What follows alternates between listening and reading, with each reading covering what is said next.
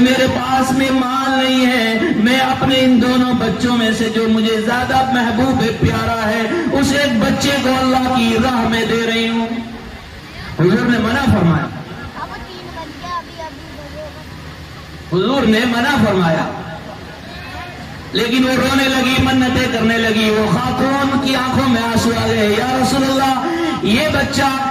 قبول کر لیجئے، ورنہ تو کل قیامت کے دن میں اپنے اللہ کو کیا منہ دکھاؤں گی، کون سا میں نے کام کیا ایسا۔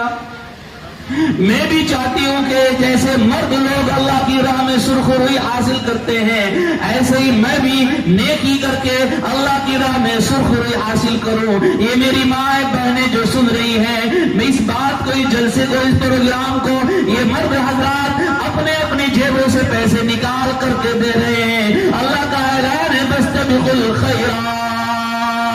نیکیوں میں آگے بڑھو، آگے بڑھو، ان مردوں سے آگے بڑھو اور اپنا اپنا نام پیش کرو اور اپنے اپنے بچوں کو لے کر کے اللہ کے اس مدرسے میں، دین کے اس گہوارے میں، اللہ کے اس مدرسے میں، دین کے اس گہوارے میں، نبی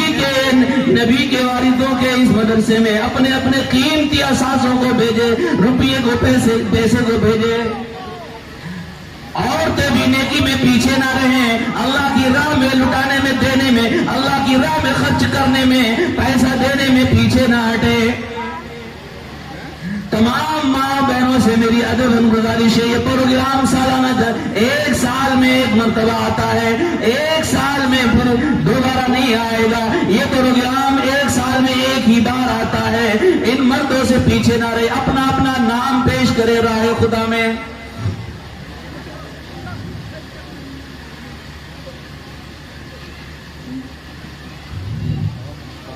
اسی لیے میں آپ حضرات سے آج گزارش کرتا ہوں، جن لوگوں نے دیا ہے ان کے لیے بھی دعا کرتا ہوں، اور جو ابھی سوچ رہے ہیں، نام نہیں لکھوا رہے ہیں، وہ کھڑے ہو کر کے ایک بار زوردار سے نام لکھوائے۔ جو حضرات 10-10 ہزار نہیں دے سکتے، وہ کم از کم اللہ کے اس رجسٹر میں، نامہ اعمال میں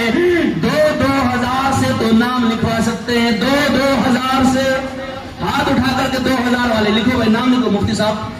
یہ آ رہے ہیں 2 ہزار والے، یہ آ رہے ہیں۔ 2 ہزار ایک ایسی چیز ہے، بندہ ہوٹل پہ بیٹھ کر اڑا دیتا ہے، دکان پر کھڑے ہو کر کے اڑا دیتا ہے۔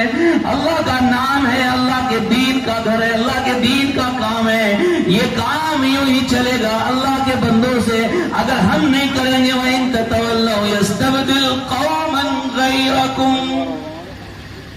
اگر ہم پیچھے ہٹیں گے، اپنا نام پیش نہیں کریں گے، اللہ دوسری قوم کو لے آئے گا۔ ثُمَّ لَا يَكُونُوا أَمْثَالَكُمْ، پھر وہ ہمارے جیسے نہیں ہوں گے، بلکہ وہ ایسے ہوں گے کہ وہ اللہ کی راہ میں دونوں ہاتھوں سے لٹانے والے ہوں گے۔ وَلَا يَحْسَبَنَّ الَّذِينَ يَبْخَلُونَ بِمَا آتَاهُمُ اللَّهُ مِنْ فَضْلِهِ، وہ نہ سوچے، وہ لوگ جو اللہ کی راہ میں نہیں خرچ کرتے ہیں، وہ بخیل یہ نہ سوچے کہ یہ ان کے لیے اچھا ہے، بلکہ ان کے لیے یہ بہت برا ہے اللہ کی راہ میں خرچ نہ کرنا۔ بل هو شر لهم سيطوقون ما بخلوا به، جو انہوں نے بچا کر کے رکھ لیا، جو انہوں نے جوڑ کر کے رکھ لیا، جو انہوں نے گن کے رکھ لیا، جو انہوں نے راہ خدا میں خرچ کرنے سے بچا لیا، اس مال کو ہم توق بنائیں گے، اس مال کو ہم کڑا بنائیں گے، اور کڑا بنا کر، توق بنا کر اس کے گلے میں ڈالیں گے۔ آتے رہیں بھائی، لائن سے آتے رہیں، نام لکھواتے رہیں، لائن سے آتے رہیں گے، نام لکھواتے رہیں گے۔ جناب حاجی صدیق صاحب، اللہ ان کی عمر کو دراز کرے، 5000 روپئے حاجی صدیق صاحب، اللہ تعالیٰ ان کی عمر میں برکت دے، رب کریم ان کو نیک سالے بنائے، اللہ تعالیٰ ان کی اولاد کو نیک سالے بنائے، ان کے نقش قدم پر چلائے، مولا کریم ان کو حج کرائے، ان کی اولاد کو بھی حج کرائے، اور تا قیام قیامت ایمان کو ان کے سینوں میں رچائے بسائے، اللہ تعالیٰ دنیا میں بھی ان کو اچھائی عطا کرے، آخرت میں بھی بھلائی عطا فرمائے۔ آتے جائے، نام لکھواتے جائیں تو میں بولتا جاؤں گا، ورنہ تو میں خاموش ہو جاؤں گا۔ وَلَا يَحْسَبَنَّ الَّذِينَ يَبْخَلُونَ بِمَا آتَاهُمُ اللَّهُ فضله، یہ اللہ کا عطا کیا ہوا ہے مال، میرا اور آپ کا کمایا ہوا نہیں ہے۔ کتنے لوگ ایسے ہیں صبح سے شام تک کماتے ہیں مگر وہ آگے نہیں بڑھتے ہیں۔ آج اگر کوئی لکھپتی ہے تو وہ سن لے یہ اللہ کی عطا ہے، اگر اللہ نہ دے تو خدا کی قسم اپنی محنت سے کوئی مالدار نہیں بن سکتا۔ وَلِلَّهِ الْعِزَّةُ وَلِرَسُولِهِ تُعِزُّ مَن تَشَاءُ وَتُذِلُّ مَن تَشَاءُ تُؤْتِي الْمُلْكَ مَن تَشَاءُ وَتَنزِعُ الْمُلْكَ مِمَّن تَشَاءُ۔ مالداری اللہ چھین لیتا ہے اور غریبی اللہ ڈال دیتا ہے جب بندے کے اندر عقل آتی ہے۔ دنیا کا ایک واحد مالدار دیکھو جس کے خزانوں کا عالم یہ تھا، دنیا جس کو قارون کے نام سے جانتی ہے، جس کا خوبصورتی میں کوئی ثانی نہیں تھا، جو عالم بھی بڑا تھا، توریت کا سب سے بڑا حافظ بھی تھا اور عالم بھی بہت بڑا تھا، اور اس کا خوبصورتی میں مقام یہ تھا کہ جب وہ نکلتا تھا شہر میں تو لوگ اس کے چہرے کو دیکھتے تھے۔ اس کے خزانوں کا عالم یہ تھا کہ جب وہ خزانوں کے دہانے کھولتا تھا تو لوگ رشک سے کہتے تھے کہ لا یا لیتنی مثل ما اوتی قارون، اے کاش کے قارون کے جیسا بھی ہمیں بھی دے دیا جاتا۔ لوگ رش کیا کرتے تھے یہ قارون وہی قارون ہے جو حضرت موسیٰ علیہ السلام کے زمانے کا ہے، جس کی لوگ مثال دیتے ہیں کہ تیرے ہاتھ میں کہیں قارون کا خزانہ تو نہیں آ گیا، جس کو لوگ نہر کے ریت میں دیکھ کر چمکتے ہوئے سونے کو دیکھتے ہاتھ میں اٹھا کر کہتے ہیں کہ یہ قارون کا خزانہ ہے جو زمین میں دھسا دیا گیا تھا۔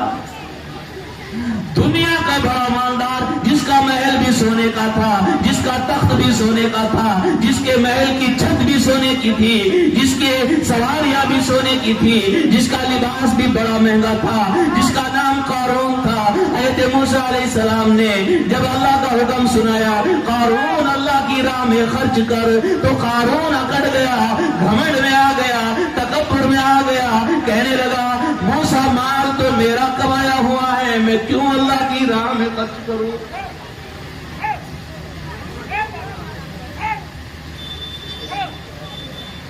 وہ قارون کرنے لگا، زمین پر شیخی بگارنے لگا اور کہنے لگا میں کیوں راہ خدا میں لٹاؤں، یہ مال تو میرا کمایا ہوا ہے۔ اور خدا کی قسم دنیا کے مالداروں عبرت پکڑو، اور گاڑیوں میں گھومنے والوں اور کوٹھی بنگلوں کے تمام دلوں میں لالچ رکھنے والوں اور مال کی اویس دلوں کے اندر جگانے والوں اور مال دولت کے پجاریوں اور دولت کے پیچھے آنکھ پر پٹی باندھ کر بھاگنے والوں اور مالداروں کو خدا سمجھنے والوں، اور سنو قارون کا حال کیا ہوا، قارون کا خزانہ کہاں ہے، اس کا نام کہاں ہے، کیا ہوا قارون کا واقعہ تو سنو ذرا۔ قارون حضرت موسیٰ علیہ السلام کا چچا زاد بھائی خاندان والا تھا، اس کو یہ دشمنی تھی، یہ حسد تھا، نبوت موسیٰ کی طرف چلی گئی، قارون کی طرف چلی گئی، یہ لوگ میرے چچا کے لوگ ہم سے آگے نکل گئے، اب اگر میں مالدار ہو جاؤں۔ اس نے لوگوں کا خون چوس کر کے پیسہ جمع کیا تھا، سود پر دے کر کے اس نے پیسہ جمع کیا، زمین ہڑپ کر کے پیسے دولت کو اکٹھا کیا، جب دولت کا انبار بن گیا، اتنی دولت اس کے پاس آ گئی کہ جس قرآن نے اس کی دولت کے بارے میں کہا ہے کہ اس کی دولت کا حال یہ ہے لَتَنُوءُ بِالْعُصْبَةِ وَالْقُوَّةِ، ایک طاقتور جماعت جتنا بڑا یہ مجمع بیٹھا ہے، اتنے لوگ تو اس کے خزانوں کی چابیاں اٹھانے والے چاہیے تھے، جتنا بڑا یہ مجمع بیٹھا ہے اتنے لوگ تو اس کے خزانوں کی چابیاں اٹھانے والے چاہیے تھے۔ لَتَنُوءُ بِالْعُصْبَةِ، جب چابیاں اٹھانے کا یہ حال ہے، چابیوں کا یہ عالم ہے تو خزانوں کا عالم کیا ہوگا؟ کتنے خزانے اللہ نے اس کو دیے ہیں، اگر ذرا سا سمجھ جاتا اللہ کی راہ میں مال دے دیتا، اللہ کی راہ میں اپنے مال میں سے کچھ حصہ دے دیتا، اللہ کی راہ میں خرچ کر دیتا، غریبوں کو کھلا دیتا، یتیموں کے ہاتھوں پر سروں پر سر پھیر دیتا، کسی کے گھر کا چولہا جلا دیتا، کسی بیوہ کے گھر چراغ جلا دیتا، کسی بیوہ کے گھر پہنچ کر مریض کی تیمارداری کر لیتا، کسی کے گھر کی की छत डलवा देता बरसात में, किसी के घर प्लास्टर करा देता, किसी नेकी के काम में वो खर्च कर लेता, तो उसकी ये दौलत भी बच जाती, ईमान भी बच जाता। लेकिन सुनो सुनो ढोलनी वालों, कारून का हाल क्या हुआ जब अल्लाह ने कहा कि कारून से जाकर कहो मूसा हमारी राह में माल खर्च करे। वो कारून अल्लाह की राह में माल खर्च करने का इनकारी हो गया, कहने लगा ये माल तो मेरा है, अल्लाह का थोड़ा ही है, ये तो मैंने अपनी अकल से कमाया है। वो कारून अल्लाह की राह में माल खर्च करने का इनकारी हो गया। अब हजरत मूसा अलैहिस्सलाम पर इल्जाम भरने लगा, तरह तरह की तोहमतें लगाने लगा, तरह तरह के इल्जाम लगाने लगा। अल्लाह से हजरत मूसा अलैहिस्सलाम ने अर्ज की, इलाही ये तो बागी हो गया, ये तो घमंडी हो गया, इलाही ये तो मुनकर हो गया। अल्लाह ने फरमाया जब ये माल नहीं दे रहा है तो इसका ईमान भी गया, इसके ईमान का भी एतबार नहीं है। तौरात का वो आलिम था, तौरात का वो हाफिज था, बड़ा आलिम था, बड़ी नमाजें पढ़ता था, वो बड़ा हसीन और जमील भी था, लिबास भी बड़ा फाकिराना पहनता था। लेकिन अल्लाह की राह में जब उसने माल नहीं दिया अल्लाह के कहने पर, तो अल्लाह ने फरमाया मूसा जाओ कह दो इसे जब ये माल नहीं दे रहा है हमारे कहने पर तो इसका ईमान भी कोई मोतबर नहीं है। जब हज़रत मूसा अलैहिस्सलाम ने यह ऐलान किया तेरे ईमान का भी एतबार नहीं है, अब कारून और ज्यादा दुश्मन हो गया, कारून और ज्यादा चिढ़ने लगा, वो तिल मिलाने लगा। उसने इल्जाम लगाने के लिए हज़रत मूसा अलैहिस्सलाम पर एक खातून को तैयार किया, भरे मजमे में बयान करते हुए हज़रत मूसा अलैहिस्सलाम पर इल्जाम धरने लगा। हज़रत मूसा अलैहिस्सलाम ने उस खातून से कहा औरत तुझे अल्लाह की कसम है, अल्लाह को हाजिर नाजिर जान ले, अपनी आखिरत को सामने रख करके बता तू सच बोल रही है या झूठ बोल रही है। वो खातून कहने लगी मूसा मैं अल्लाह की कसम खाकर कहती हूँ आप अल्लाह के नबी सच्चे हैं, ये कारून झूठा है, मुझे इसने इल्जाम लगाने के लिए कहा था। हज़रत मूसा अलैहिस्सलाम मजमे के सामने अपनी पाक दामनी का इजहार सुनते ही अल्लाह के सामने सजदे में चले गए और गिड़गिड़ा करके कहा इलाही ये कारून बड़ा घमंडी हो गया है, मौला इसको सजा दे दे। अल्लाह ने फरमाया जिब्रील जाओ मेरे मूसा से कह दो ये जमीन हमने आपके अंडर में दे दी, आपके लिए मुसख्खर कर दी है, जमीन को आप जो हुक्म करेंगे जमीन उसको पूरा करेगी। हज़रत मूसा अलैहिस्सलाम ने सजदे से सर उठाया और ऐलान कर दिया मजमे में ऐ लोगों जो कारून के साथ है वो कारून की तरफ चले जाए, जो मेरे साथ है वो इधर आ जाए। और लोगों में आपसे कहता हूं कि कारून के साथ जाने वाले कौन थे? वो लोग जो अल्लाह की राह में माल खर्च करने से पीछे हटते थे। और मूसा अलैहिस्सलाम के साथ आने वाले कौन थे? वो लोग जो अल्लाह की राह में दिल खोल करके खर्च करते थे।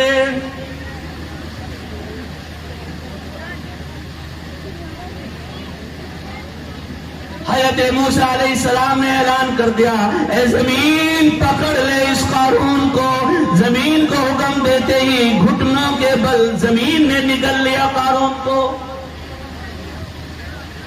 कुछ लोग कहने लगे कि मूसा ने कारून को जमीन में इसलिए धसाया है ताकि उसके बाद उसके महल पर उसकी जमीन पर कब्जा कर सके। हज़रत मूसा अलैहिस्सलाम ने कहा ऐ जमीन इसका माल भी निकल ले, इसका महल भी निकल ले, इसकी जमीन भी निकल ले, इसके खजाने भी निकल ले, जमीन पर जो भी इसकी मिल्कियत है सबको निकल जा। एक ही लम्हा में, एक लम्हा नहीं हुआ, जमीन सारे कारून को, कारून के खजाने को अपने साथ लेकर जमीन ने निगल लिया, जमीन खा गई। करोड़पति माल के नशे में जमीन पर एड़ी माल कर चलने वाला कारून के वाकये से सबक ले, कैसे आन की आन में जमीन में धस गया। दुनिया का मशहूर बादशाह जिसका नाम सिकंदर आजम है, जिसका नाम गजलों में शेरों में पढ़ा जाता है, इबरत के लिए पढ़ा जाता है। अजल ने न किसरा ही छोड़ा न दारा, इसी से सिकंदर सफाते भी हारा, पड़ा रह गया यूं ही ठाट सारा। जगह जी लगाने की दुनिया नहीं है, ये इबरत की जगह है तमाशा नहीं है,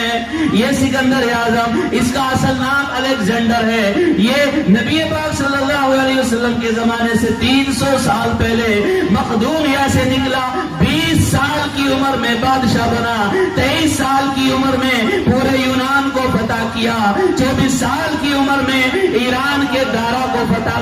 مار کر کے اس کو قابو میں کیا، 25 سال کی عمر میں ترکی کو فتح کیا، 26 سال کی عمر میں شام کو فتح کیا، 28 سال کی عمر میں مصر کو فتح کیا، پھر اس نے ایران کے راستے سے افغانستان، ہندوستان تک اس نے ساری زمین کو فتح کرتے ہوئے پوری زمین پر اپنی فتح کا جھنڈا لہراتے ہوئے 33 سال کی عمر میں دنیا سے چلا بھی گیا، 20 سال کا بادشاہ بنا اور 33 سال کی عمر میں پوری دنیا پر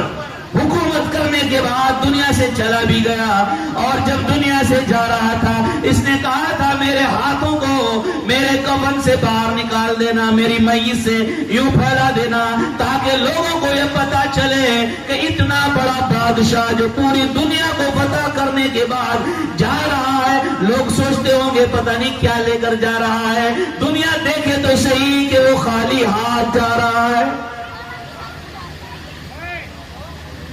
33 سال کے بعد وہ خالی ہے۔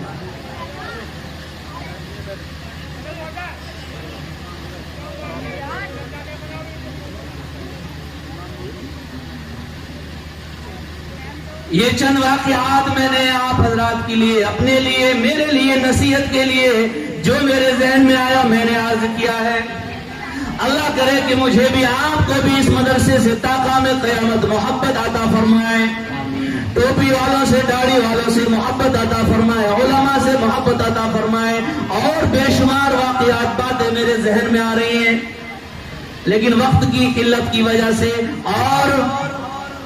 مقررین کی ایک لمبی فہرست کی وجہ سے میں اپنی بات کو یہیں پر سمیٹ کر کے مکمل کرتا ہوں۔ میں نے جو کچھ کہا ہے اگر اس میں کچھ خامیاں ہیں، کچھ غلطیاں ہیں تو وہ میری اپنی طرف سے ہوئی ہے، میں معافی مانگتا ہوں آپ سے بھی، اللہ کے لیے مجھے معاف کر دینا، مجھ سے اگر کوئی سبقت لسانی ہو گئی، کچھ غلطی ہو گئی ہے قرآن و حدیث کے بیان کرنے میں تو مجھے معاف کر دینا، اور اگر میں نے کوئی ایسی بات کہی ہے جو اللہ کی رضا کی خاطر آپ کے دلوں تک پہنچ گئی ہے، ذہنوں تک پہنچ گئی ہے، تو میں دعا کرتا ہوں اللہ مجھے بھی آپ کو بھی اس پر عمل کرنے کی توفیق عطا فرمائے۔ وآخر دعوانا الحمدللہ رب العالمین۔